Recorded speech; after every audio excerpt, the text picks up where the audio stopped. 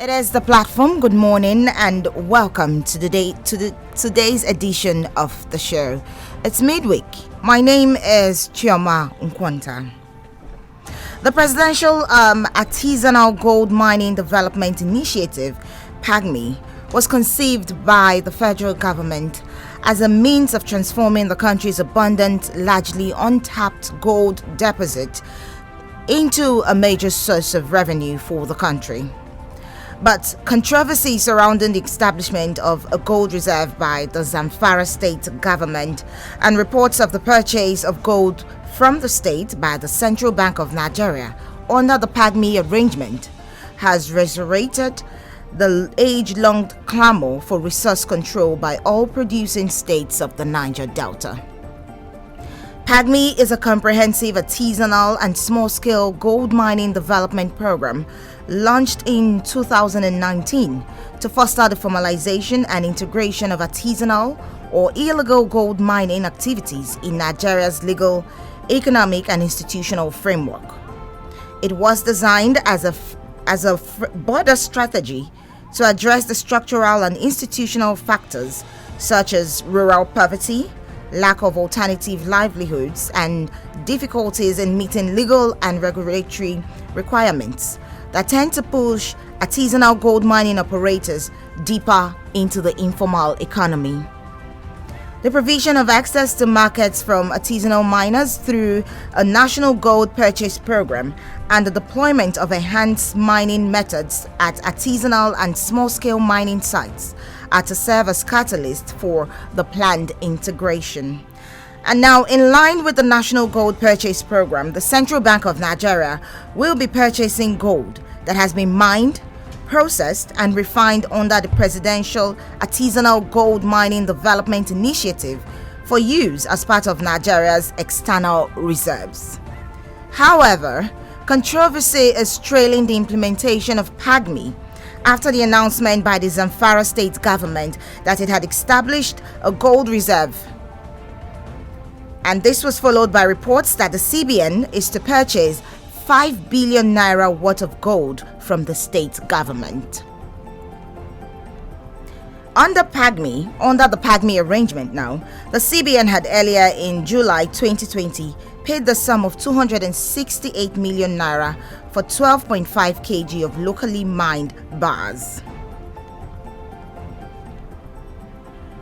Also in August 2020, Zamfara State Governor Dr. Bello Matawale visited the Presidential Villa Abuja to present gold bars mined in the state to President Muhammadu Buhari. And then in October 2020, Matawale announced at a press briefing in Gusau that Zamfara had established a gold reserve with gold that was reportedly entirely mined and refined by artisanal miners in the state. The gold reserve, the first of its kind in Nigeria, was launched with 31 kg of processed gold that is to be deposited in a bank. The governor explained that the establishment of the gold reserve would boost the economy of the state. However, the entire arrangement, which appeared to have given Zamfara State the powers to control gold resources in its territory, has become a cause for concern among the oil-producing states of the Niger Delta region, whose oil and gas resources have been the mainstay of the Nigerian economy for years.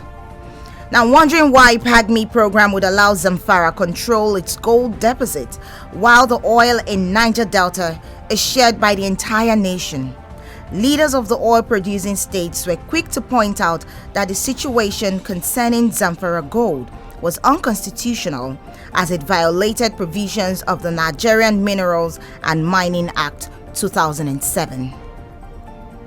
Also, mining and mineral resources, just as oil, was listed in the exclusive list under the exclusive control of the federal government in the 1999 Constitution. The Niger Delta region is crying foul over the PAGMI arrangement, which appeared to have given Zamfara State control of gold deposits in its territory. Now, this morning on the platform, we are going to be looking at the agitation for resource control. And joining me on the program this morning is Success Jack. Success Jack will be joining us via phone on the program. He is the president of the Niger Delta Activist Forum and chairman Ijaw community in northern Nigeria.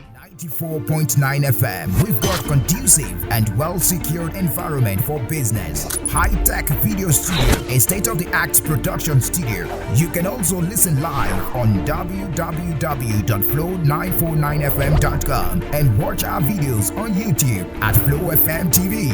Flow 94.9 FM, not just radio, but a complete broadcasting house. Hello. Hello, good morning. Yeah, good morning, ma. You are very much welcome to the program, Success Jack. Okay. He is, again, the president of the Niger Delta Activist Forum and chairman, Ijaw community in northern Nigeria.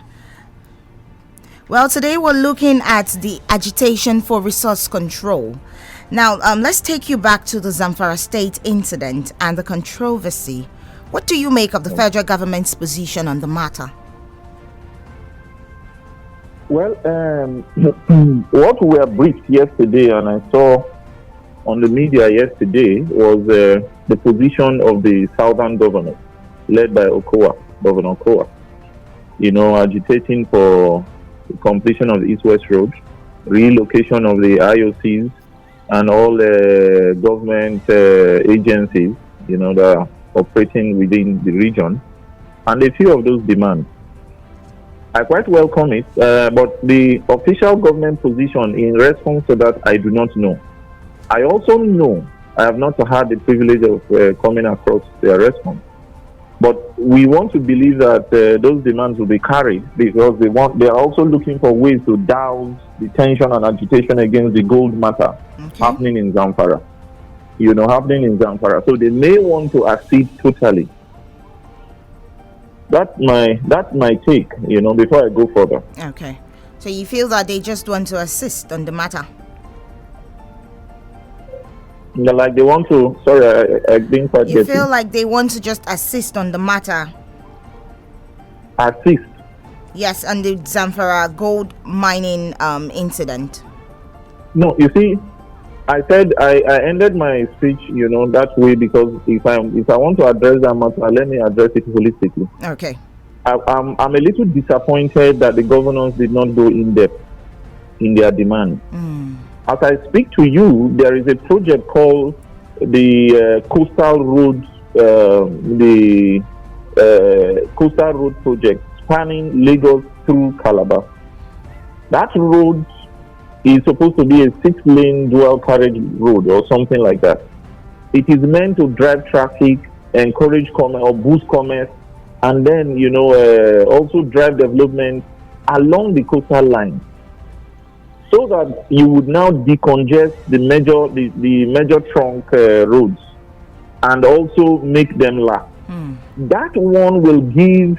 In fact, in estimation, we will be recording within the region, the South-South region, we'll be recording nothing less than 2 to 5 trillion naira economic boost to the economy of the South-South. That is huge. And I don't know any government across the world that will want to turn their eyes away from that. That project, I know, subject to variations now, as at some years ago, was valued at 1.something trillion naira, which is not as much as most of the projects we are seeing now. And then it could also be handled in phases. If you devote 200-300 billion naira this year, and then you could do it even by way of PPP. So government does not need to bring all the money now while the project goes on and achieves completion. One, that is one of the strongest, demands that the South governors could have put on the table. Secondly, you see, I have always agitated for the fact that if they are mining gold or they are, the government has not actually given attention to solid mineral mining, which is a huge source of income for Nigeria, so that we don't go outsourcing funds to fund our national budget. If they are mining gold and selling to government, and federal government has now reduced itself through the agency of the CBN to now become a petty vendor in the northern Nigeria gold enterprise, then our people should also be given the opportunity to mine oil. Or at least, you see, this thing there, in the process of government and governance, you need some sort of gradualism sometimes. Now, the oil and gas industry is far more well established than the solid mineral. So you can't just come and say all IOCs hand over to Niger Delta people. I understand that. So we are making it easy for them. You can start by giving us operatorship of all oil and gas facilities and assets within the Niger Delta, including oil blocks. You can give us operatorship. Now, when you give us operatorship, as a matter of fact, is even in the interest of the federal government. When you give us operatorship, the issue of vandalism is as good as history. It's gone. Because the people are mining now, there are people who know that they eat from here, and then you see what is happening. Let me give you a case in context. Belema Oil, operators of the Belema Oil field, somewhere close to NL25 or thereabouts. Belema Oil took over the operatorship and was mining oil until recently I hear they have some issues. As I speak to you, it's on record. You can go there and find out as a journalist. It's on record. There was no single month that Belema Oil did not spend on aggregate an equivalent of 500 million and above on those communities. Go and check the project. They are mind blown. That's because he is from those areas, and he knows that the money is, outrageously in excess. That's what our people could do for our people. And then go and check the Belema Oil facility. There was no single day they recorded any vandalism or disruption. So those are the kind of benefits that the federal government can reap. One. Two, we have been in the Niger Delta Activities Forum, we have been at the fore of agitating for, the total ceding of marginal fields to Niger Delta people, the 9 states of the Niger Delta. You have a lot of these things. Just recently, they are about commissioning one modular refinery of 5,000 barrels per day at the Ohaji Ebema Oguta field, somewhere around there. That's in Imo State. Why are we not giving those marginal fields within the Niger Delta to Niger Delta people? Now, the complaint is this. How many Niger Delta people have the resources to bid for this oil and gas, assets? It is huge, and not many, I can bet you. But let me also tell you, the trick is that once you are in the process, there are too many financiers, both internationally and locally, that are willing to come in. So if we have some sort of legislation that guarantees it to the South or the Niger Delta people, that's what is happening at Egema now, or Egema Oguta now, you'll see money flow in to capable or industry players from within those zones. That way we are redistributing wealth. That way we're ensuring security, better security and protection of these oil and gas facilities. If an Ohaji Oguta man is the one in charge and he's reaching out to these people, tell me, in fact, as a matter of fact, the basic workforce for surveillance and all of that will come from the place. How will a man, knowing that he earns 150,000 or 250,000, a man that never even earned 10,000 per month, doesn't even have certificate, because in the issue of surveillance, you don't need certificate, is earning this much? How will he go and vandalize that crop? Secondly, we are saying you could give us operatorship, and you could see marginal fields. Then thirdly, we are saying even in the business of the major oil block, you can now graduate the process of the handover gradually and over time. You can give us certain percentage in the major oil and gas thing. If you make Niger Delta industry players major stakeholders, you see, when you see an oil field being operated by Agip, go and find out most times. Agip is just, or Shell, SPDC, they are just the operators.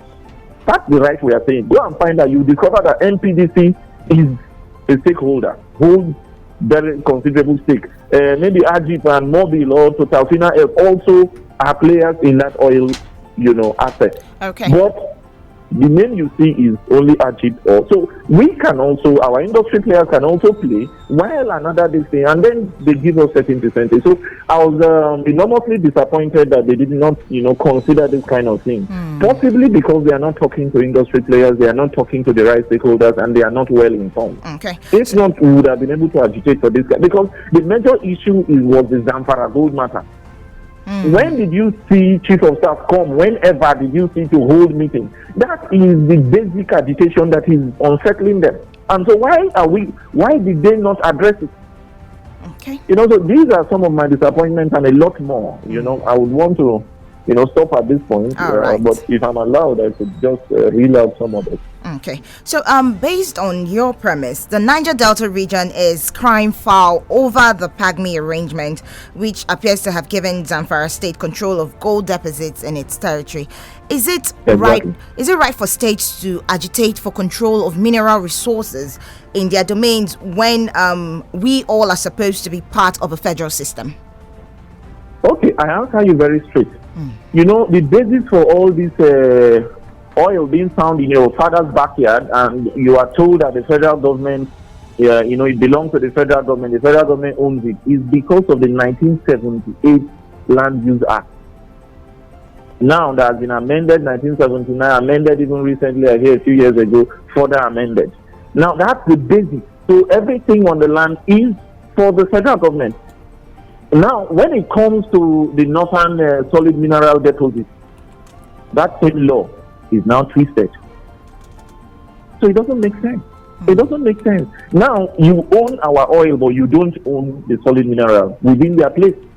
The same Land Use Act is suspended. That is bigotry. That is bigotry, to say the least. Okay. All right, thank you for answering that. But then, as a representative of the Niger Delta Forum, what do you think should be the ideal treatment of regions that produce some of the mineral resources that parts of Nigeria depend on? Okay, you see, there are some established protocols already by way of law and whatever.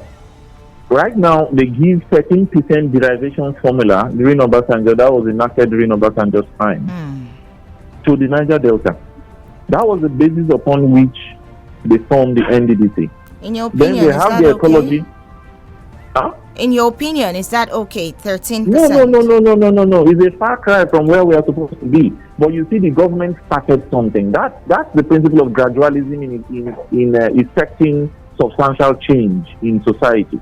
And we try to understand that they started that, and then they also, effected the Ecology Trust Fund, which is supposed to recoup some money to take care of the environment and all of that. Which, as I speak to you, is not being enjoyed by the Niger Delta. Is domiciled under the presidency. I'm sure that all the contracts and jobs, I don't even see what they are doing there. Now, why that same principle of gradualism should also be effected in the north, wherever you find mineral resources, whether solid or liquid or petroleum or gold or whatever. Now they effect it down south for crude oil. They are not effecting it or implementing it when it comes to solid mineral. I give you a case in scenario. You see, you come to the Niger Delta and you see them pursuing with JTF. Why is there JTF formation littered all through the Niger Delta?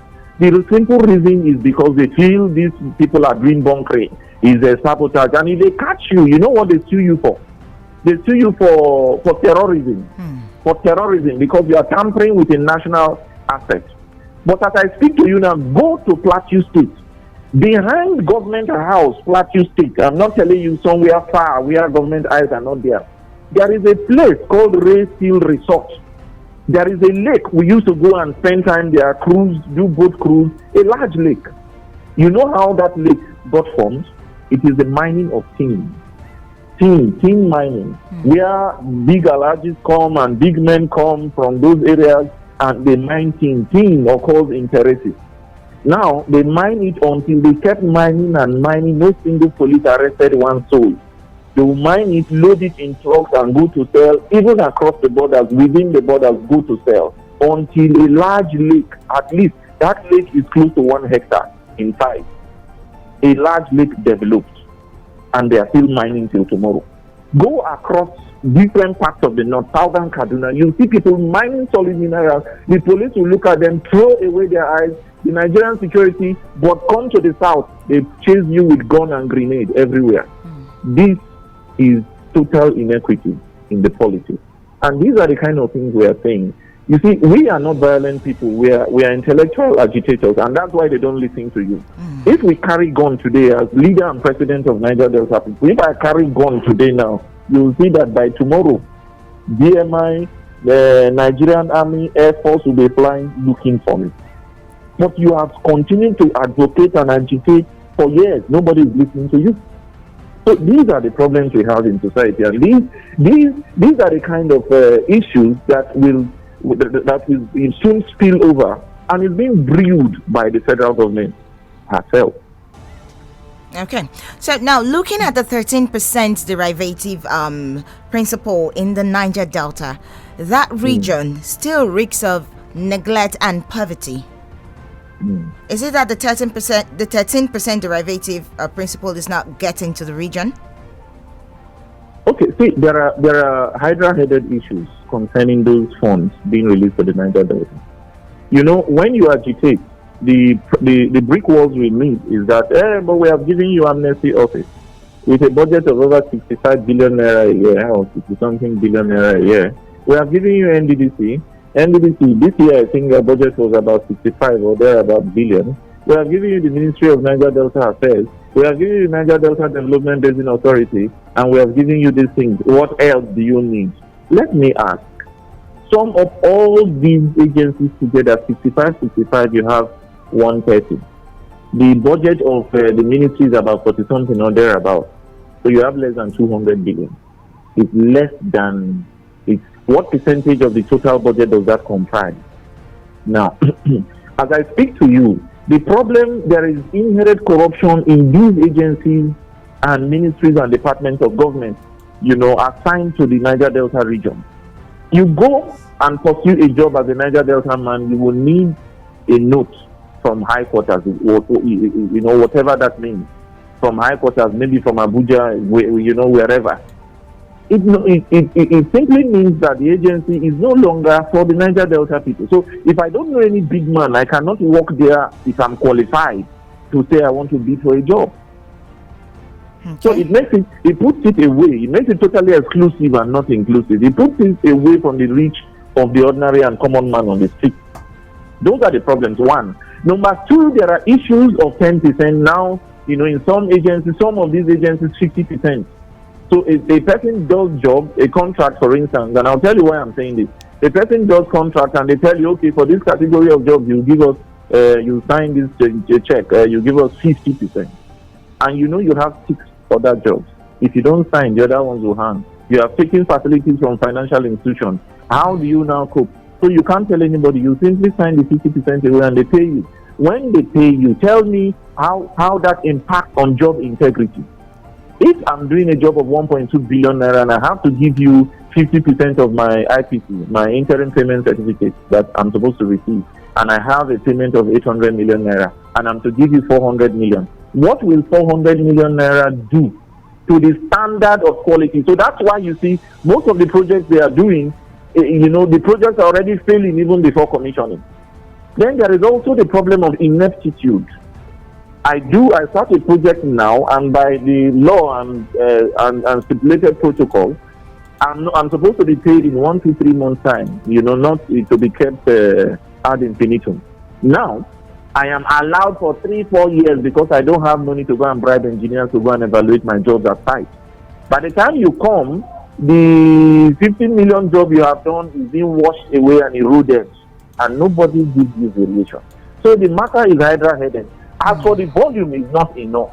The volume is not enough. Okay. But now, even the volume that is brought is being taken by Aso Rock and the big men in power.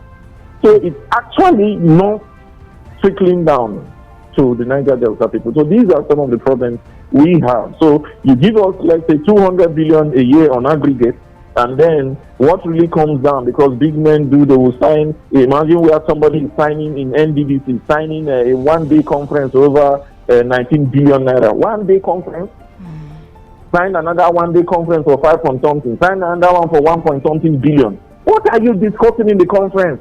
How much is the whatever you give to your resource person? These are the problems we have. And when we are agitated, they begin to haunt us. Okay. So these are the problems we face. So is the money actually for the Niger Delta? That's the big question. Okay, all right, so moving on, let's go back to some of our natural resources that is scattered all over the country. For instance, we have bitumen in Ondo State, we've got a little bit of gold in Osun, and uranium in some parts of Ebonyi State. Can a state government actually obtain a mining license for mineral deposits in its territory? Within the purview of enabling laws, for solid minerals, I think that governments and even individuals, corporate bodies can obtain licenses. Because don't forget, when we talk gold, we talk tin, we talk bitumen, we talk this, we talk that. Even salt is solid mineral. Salt. And I know of different companies, even Dangote has mining licenses. So a state government can do that. Now, the problem is this. The problem is that when you do for state government, the issue of, you give to this state government, you've not given to this state government. I'll give you a case. It's the case of petroleum oil, crude oil. Bayelsa Oil Company, owned by Bayelsa State Government, went and acquired an oil mining lease, mined and paid the required royalties, mined up to 100,000 barrels already, or something like that in that region. And their license was revoked without any single reason till today, as I tell you. I give you, now we gather that some individual from some other part agitated and query the reason why Bayelsa State Government should be giving oil mining license. Those are the kind of underground rivalries that go on. Now, but to say the right, the government and corporate bodies have the right to acquire such licenses, but it's highly politicized. Highly politicized. You see, there is this man they call Ambassador Deinde Fernandez of blessed memory. He died a few years ago. That man became one of the richest, in fact, at the time he was the richest man in Nigeria and even Africa as a whole. Why? Because he schooled in the US or somewhere, in some foreign country, and came back and was doing the business of mining, what do they call it, columbite. This material they use in making airplanes. And I hear he went into certain agreements with some airlines and he became a bastard billionaire. Now, we have mineral deposits scattered across Nigeria, just like you noted. Uranium, I hear, is even in parts of Akwa Ibom and some other places. Uranium, you know how expensive it is. Far more expensive than what do they call it? This gold and petroleum that we are talking about. There is a report, as I speak to you, there is a report that was outed during the late head of state time, Abacha, General Sani Abacha's time. That report, as I speak to you, the government is sitting on it. The government is sitting for whatever reasons, and there are certain sects of persons, if you like, cabal, that will never ever let that report come out. And I'll tell you why after this thing I want to say. That report highlighted that there is no state in Nigeria that doesn't have massive and bastard deposits of solid mineral. Why are they not going into it? Some are more conspicuous than some are more obvious than some, and so some are easier to mine than some. For instance, if you have gold, it's easier to mine than uranium. Me and you need strong technical expertise and advanced instruments and equipment to mine uranium because it is an unstable metal. If you go to mine it, it will kill you because it's radioactive. So those kind of ones, you even pray not to even see those minerals, except you are super rich to bring in the required equipment. Now, if I have that kind of a metal or solid mineral in my in my domain, I cannot mine it. But the man that has gold and columbite and other things will be mining and making money. So the government has deliberately, abandoned the solid mineral because there are certain individuals that feel that solid mineral is their exclusive prerogative and right, and they are making billions out of it. I don't want to mention some aristocratic families across the country who are living large. There is a man in one state in this country. He made bastard billions of dollars from solid mineral mining illegally. As I speak to you, go and check the records. I don't want to mention names because we're on air, like I said. Yeah. Over 4-5 presidents of the United States, or more, as of now, more of the U.S., of the United States of America, have come to his palace. They call it the Palace of Gold. Has come to his palace, spent 1, 2, 3 nights, including George Bush, including Bill Clinton, including Jimmy Carter. Have come. That's how rich and opulent. They just want to have a feel. They just want to be a friend of the man. Go and check. He made his money primarily through illegal mining of solid minerals, especially gold in the north. And then later he now ventured into oil. These are the kind of inequities that the government is turning a blind eye to, that we are saying we can do better for ourselves as a nation. It's not just about saying we are agitating for Niger Delta. Because if you institute it for us, it will become a norm and standard across the federation. That's what we are saying. We are not saying if you do it for us, don't do it for another man that finds any mineral within his domain. No. But now, even when you are not doing it for us, you are doing another thing for our brothers in the north, and then we cannot look and shut our mouth. Okay. These are the problems we have. All right. So looking at all of this, and then the problems, the natural resources, is this a true practice of federalism in Nigeria? When you interpret one law within a country, one law alone has two separate implementation or interpretation. And then there is no way true federalism can be engendered. Because true federalism, the interpretations are, some persons would rather prefer to talk about fiscal federalism than talking about true federalism. Because if you want to talk about true federalism, what are you talking about? Are you talking about the political aspect or the economic aspect? Or if you want to say all-encompassing, then somebody will come up and tell you that, look, if you say all-encompassing, all the other one is what you think you are talking. Just give us the fiscal federalism, and then we'll be strong and powerful enough. Okay. So that's why, yes, I like addressing the issue of fiscal federalism, which will now bring you back to these mineral resources. Now, that will entail that you have a weaker center, where if you control what is within your domain, you now pay certain royalties and tributes or whatever, and or taxation to the center. Okay. To the center. All right. Thank you so much, Success Jack, President of the Niger Delta Activist Forum and Chairman, Ijaw Community in Northern Nigeria, for being a part of the platform this morning. Thank you very much, Ma. I appreciate it. Thank you. Always my pleasure.